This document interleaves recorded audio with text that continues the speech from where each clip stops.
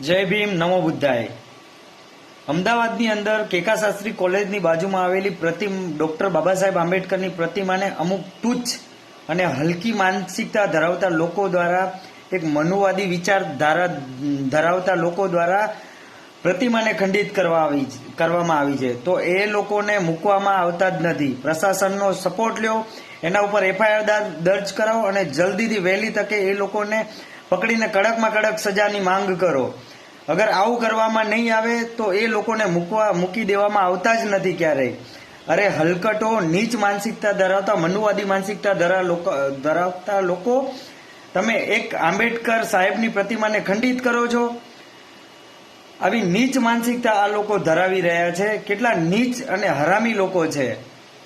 અરે જ્યાં તમારા બાપની 7 પેઢીઓ નથી પહોંચી ને, ત્યાં મારા બાપની પ્રતિમા પહોંચી છે.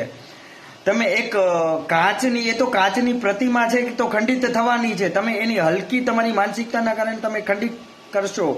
પણ જ્યાં ત્યાં પહોંચો ને કે ત્યાં મારા બાપની પ્રતિમા પહોંચી છે, ત્યાં તમારા 7 પેઢીની તાકાત નથી કે ઓકાત નથી કે તમે ત્યાં પહોંચી શકશો કે તેને ખંડિત કરી શકશો.